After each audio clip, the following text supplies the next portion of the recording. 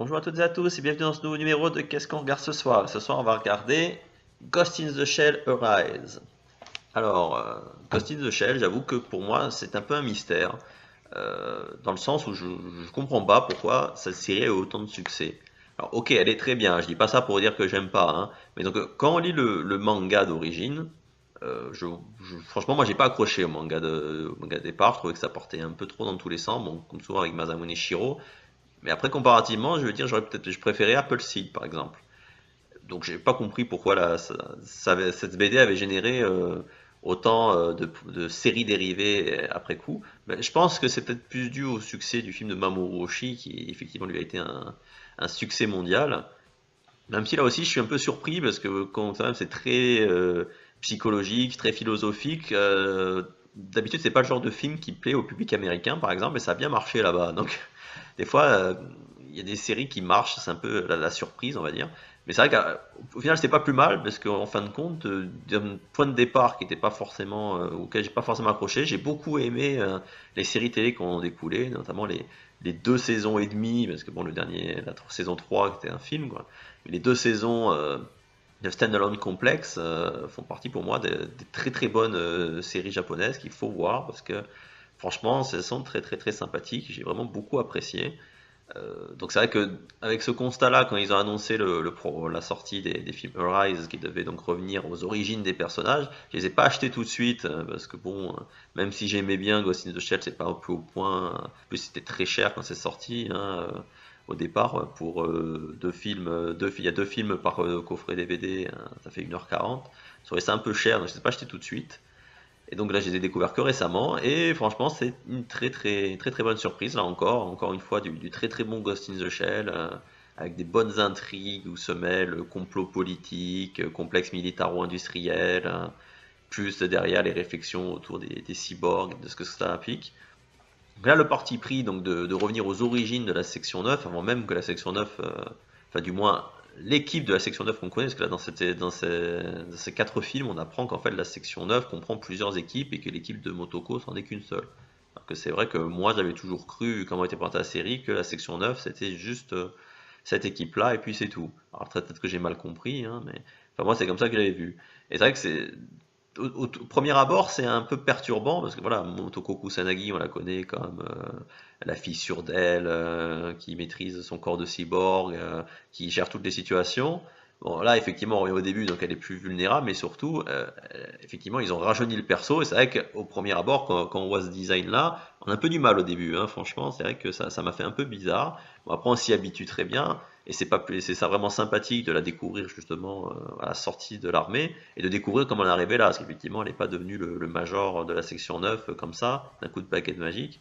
Donc c'est pas mal au fil des 4 épisodes ben, de l'avoir un peu plus réalisé comme futur chef d'équipe, rencontrer les différents membres de son équipe et qui au début peuvent être opposés à elle ou pas forcément plus intéressés que ça et qui au final vont finir par intégrer l'équipe pour qu'au final dans le dernier film on ait enfin la première vraie mission on va dire de la section 9, celle qui va leur permettre de devenir une équipe à part entière. Donc ça partie pris était pas mal. En plus, tout un fond justement dans cet univers-là. En gros, ça se passe après une nouvelle guerre mondiale qui a eu vraiment des conséquences très vraiment dramatiques. Ça a vraiment été mondial. Contrairement à la Seconde Guerre mondiale, il y avait eu certaines zones géographiques qui quand même avaient été un peu épargnées. Là, apparemment, de ce que j'ai compris, c'est toute la planète qui a pris. Et donc, il y a tout ce fond-là, justement, de reconstruction après ça, un peu de, comment dire, de sortir grandi de ça, avec la volonté de certains de dénoncer les magouilles qui ont pu avoir lieu pendant ces guerres. Et là, vraiment, c'est pas mal. Je dis, ça continue bien dans le trip complot politique, et là, et complot militaire aussi beaucoup dans cet univers-là avec des graphismes qui claquent toujours. Et on a droit encore une fois, ça y est, ben, depuis Standalone Complet, qui sont vraiment rentrés de plein pied dans l'univers de Ghost in the Shell, ben, même là que ça se passe dans le passé, on a droit au Tachikoma. Donc c'est pas encore vraiment les vrais Tachikoma comme on les connaît, là c'est pareil, là c'est un ancêtre où c'était pas encore vraiment un char, c'était plus une sorte de transport de troupes, on va dire que c'était le Logikoma. Donc on retrouve la petite voix habituelle qui les rend toujours aussi mignons malgré le fait que ce soit des chars d'assaut. Et donc on les retrouve là aussi, qui participent un petit peu à l'action, en attendant de devenir les vrais Tachikoma qu'on connaît dans Standalone Complex. Et donc voilà, je vous dis, des 4 épisodes, il n'y en a vraiment aucun où je me suis vraiment ennuyé, parce que chacun se prend une enquête différente, même s'il y a toujours une sorte de fil rouge, comme il y a toujours dans Ghost in the Shell, où là c'est toute une histoire autour d'une guerre dans un pays qui s'appelait le Camp d'Ard, je crois de mémoire, et en fond des soupçons autour d'un hacker qui sera appelé le Firestarter. Donc là encore on retrouve l'idée du hacker informatique. Et donc voilà, là aussi, ça met un peu en place tous les éléments qu'on connaît après dans les séries standalone complexes. Ça vraiment les prémices, parce que là aussi, voilà, on sort d'après-guerre, il n'y a pas encore eu l'expansion, qui a commencé un peu pendant la guerre, mais il n'y a pas encore l'expansion de cybernétique qu'on connaît dans la série ou dans les films. Donc là, c'est vraiment bien fichu, là aussi, vraiment une volonté de coller, que ce soit réaliste. C'est pas vraiment, ça va pas dans la surenchère SF. Là, voilà, là, les décors, c'est vraiment voilà des villes qui pourraient ressembler aux villes dans lesquelles on vit maintenant, hein. Mis à part un ou deux coins vraiment spécifiques qui sont très technologiques, l'ensemble est très cohérent.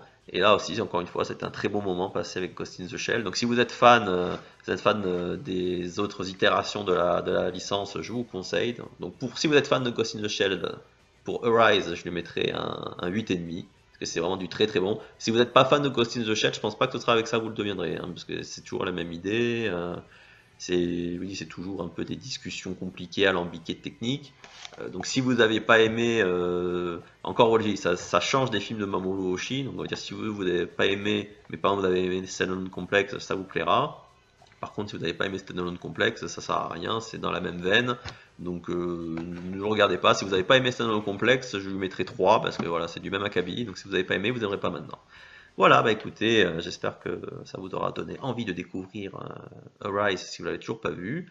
N'hésitez pas à laisser vos commentaires en bas de la vidéo ou sur Facebook. Je vous laisse avec une bande-annonce de cette petite série de films et je vous dis à très bientôt pour un nouveau numéro de Qu'est-ce qu'on regarde ce soir. その棺を開くな。軍の人間か。501機関所属草薙素子3佐。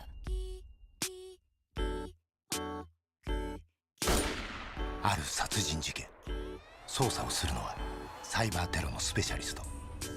彼女の肉体は存在しない。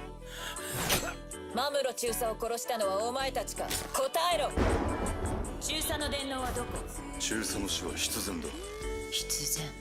全ての謎が一つになった時、運命は動き出す。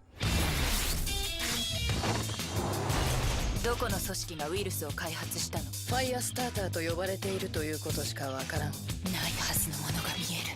何が現実なの？何が真実なの？心配するな。私がお前を守る。私には肉体の記憶そのものがない。0歳児の全身擬態だったのか。こんな銃じゃ止められないぞ。本気で独立するなら己の部隊を持つがいい。これはサイバーテロを阻止するための高性能精鋭部隊、通称広角機動隊。始まりの物語。